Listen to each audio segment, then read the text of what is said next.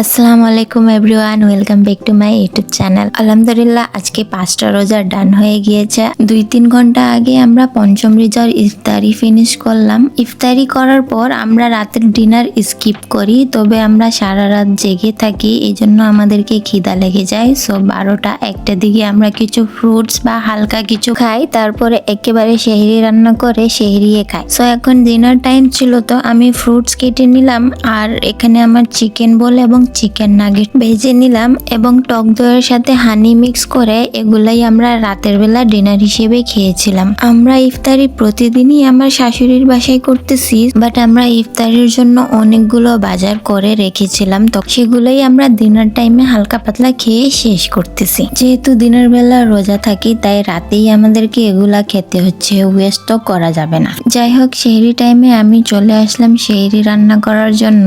আর আজকে সেহরিতে আমি রান্না করব পালং শাকের ভাজি আর ডাল বড়ার তরকারি। ইফতারিতে আমাদের ভাজা পোড়া খাওয়া কম হয়, বেশিরভাগই পোলাও, বিরিয়ানি, তেহারি, খিচুড়ি এগুলাই খাওয়া হচ্ছে। এই জন্য আমার মাংস আর সেহরিতে খেতে ইচ্ছে করে না, মনে হয় অনেক সিম্পল খাওয়ারই খাই। আমার মনে হয় সেহরিতে হেভি কিছু না, সিম্পলের গরম গরম রান্না হলেই মনটা ভরে যায়। সো প্রথমে আমি বড়া বানিয়ে নিচ্ছি। ডালটা আমি আগেই ব্লেন্ড করে রেখেছিলাম। এই যে আমি বললাম যে আমরা ইফতারির জন্য বাজার করে রেখেছিলাম, তখন আমাদের জানা ছিল না যে আমাদেরকে ইফতার আমার শাশুড়ির বাসায় করতে হবে। ও জানতেই আমি রমজান ইফতারের অনেক প্রিপারেশন করে রেখেছিলাম, যেমন ছোলা ভোট সিদ্ধ করা, এই যে ডাল বেটে রাখা, আরো অনেক কিছুই করে রেখেছিলাম। বাট ইফতার আমাদের একটাও আমাদের বাসায় করা হচ্ছে না, যার কারণে এগুলো ওয়েস্ট না হয়ে যায়, এই জন্য আমি এগুলাকে কাজে লাগিয়ে নিচ্ছি। সো এই তো আমি বড়াগুলোকে তেলে ভেজে নিলাম। বড়াগুলো আমি খুবই হালকা করে ভাজি, বেশি বাদামি কালার করি না, কারণ যদি আমি বেশি বাদামি কালার করে ভাজি তখন ওটা তরকারি রান্না করলে বড়া নরম হয় না,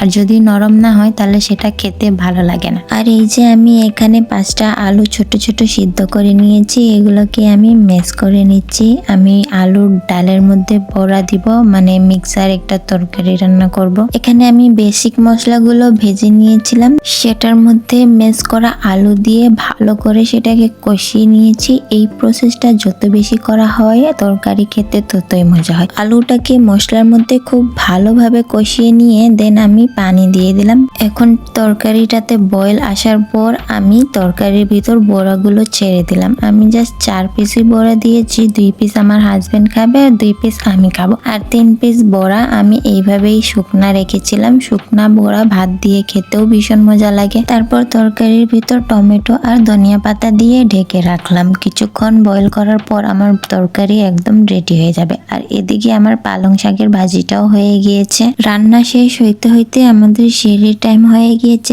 ইনফ্যাক্ট আজকে একটু লেটই হয়েছে আমার রান্না করতে, কারণ রান্না করার সাথে সাথে ভিডিও বানালে কষ্ট একটু বেশি হয় এবং সময়ও অনেক লাগে। আর এত কষ্ট করে ভিডিও বানানোর পর যখন লাইক কমেন্ট আসে না, তখন আমার খুব খারাপ লাগে। সো যারা যারা ভিডিও ওয়াচ করো, প্লিজ আমার ভিডিও লাইক করিও আর একটা কমেন্ট করে যেও। আপনাদের সুন্দর একটি কমেন্ট আমার মুখে হাসি ফোটার কারণ হতে পারে। So please like and comment. So এখন ইফতারের টাইম, আর আমি চলে যাচ্ছি আমার শাশুড়ির বাসায়। এই ছিল আমার 6 সেহরি ব্লগ। যদি তোমাদের ভালো লাগে তাহলে লাইক, কমেন্ট আর শেয়ার করতে ভুলো না।